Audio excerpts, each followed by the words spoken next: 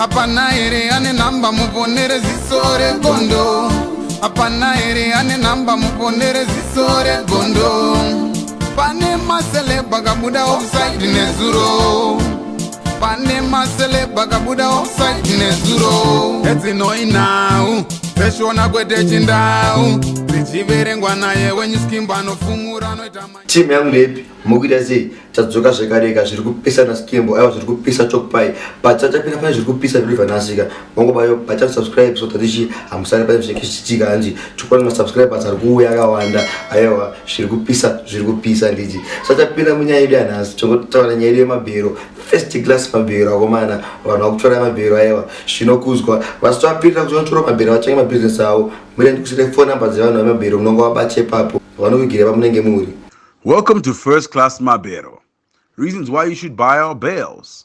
They are high-grade quality bales. Our prices are the cheapest in town. We open them up and customers only make payments when satisfied. We deliver door-to-door anywhere in Zimbabwe. We help you find tables to sell your bales for clients in Harare. To place your order, call 07854-53174 or 071698682. First Class Mabero.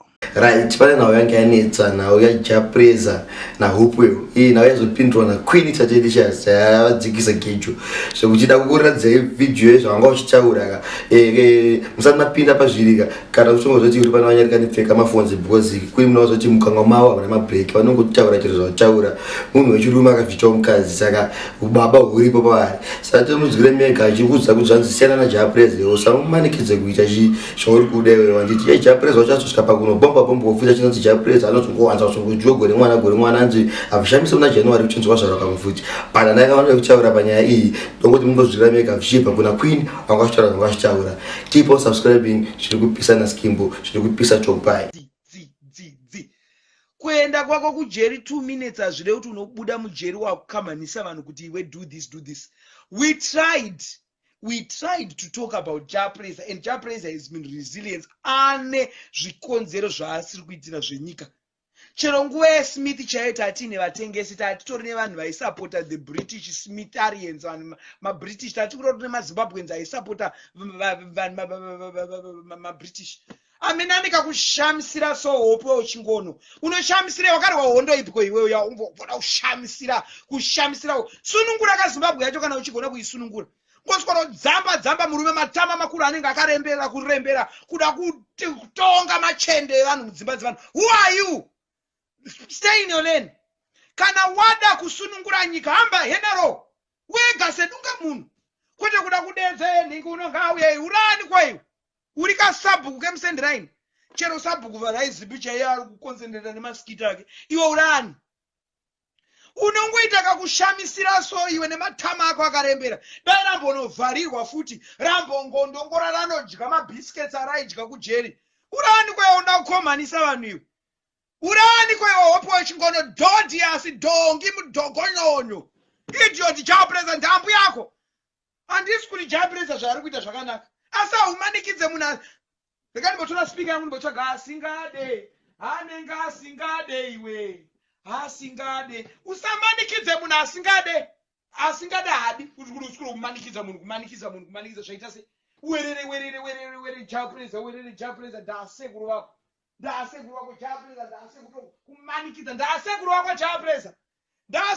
here Japreza unoswera uchikungurutsa mazitama unoriona rarembedza matama so kunge muri kubuda tsamba dzemuHerald kana tsamba dzekuDaily News kosi journalistica charinoziya chipa nekungoswera kubhara. Vamwe vari kuswera kukwira vakadzi vavo mudzimba vari kubhara paTwitter. Vamwe vari kuswera kudya mapeche evakadzi vavo vari kudya bhara paTwitter. Mugodhoi idiot uri kuswera kuda kuti nyaudza panapa chii chinonzi hope uchingono uda kutadzisa Mnangagwa kudya mari. Mnangagwa haana kana mazuva apapinda apa kuda kumukanganisa kudya mari. Mugabe haidi kusvara nguva yaMugabe kana uri mukono chaiye.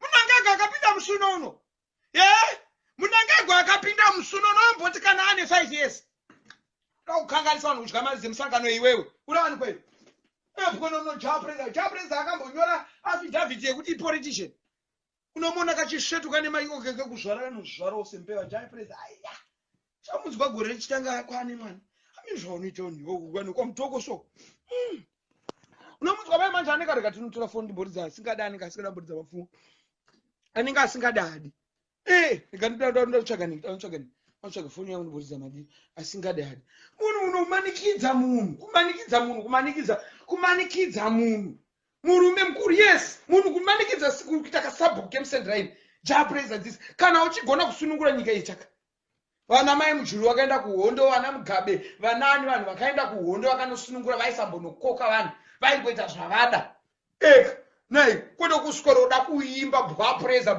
wakamboona nhingi inonzi constitution yezimbabwe ine article yakanzi japraiser 4.74 pana article yakaro kana chingoti vana vezimbabwe yes unongoti japraiser ane chiyamburika nemamiliyoni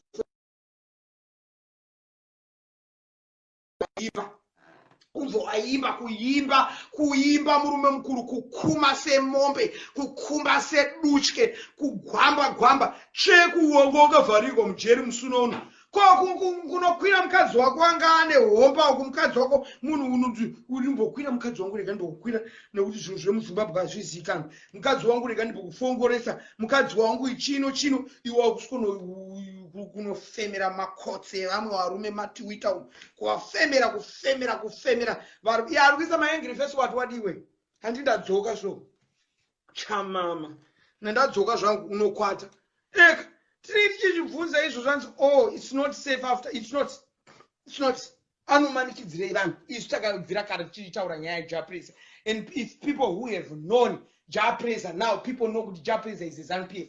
We know that Zimbabweans are too intelligent to be intimidated with nonsense. We know for a fact japraiser is ZANU-PF. So what? It's a free country. You can support any political party you want. japraiser have decided to be a ZANU-PF. That's why you see he's flopping. That's why you see akaita show hakuna ari kwaita noise nenyaya yekuti vanhu vari kuziva kuti japraiser is ZANU-PF. So what? If japraiser is ZANU-PF totadza kudya isino kuti japraiser aita ZANU-PF. Singatadza kudya nekuti japraiser aita ZANU-PF. Ezvino ipo panapa ndinofolowiwa nevanhu veZANU-PF, ndinofolowiwa nevanhu veMDC, ndinofolowiwa nevanhu vekwatoko kupe, ndinofolowiwa nevanhu vakasiyana vekwaduku vakasiyana. Asi vanhu ndotoshayisa vanhu pana handisuda vanhu veZANU-PF, pana handisuda vanhu vechakati ndirani ndiyangu Facebook iri kana kuti zvakangosikuona sukapikizvi. Hapana ere ane namba muponere ziso regondo. Hapana ere ane namba muponere ziso regondo. Pane maseleba kabuda offside nezuro. Pane maseleba kabuda offside nezuro. Etsinoi now. Peshona kwete chindau. Zichiverengwa naye wenyu skimba nofumura noita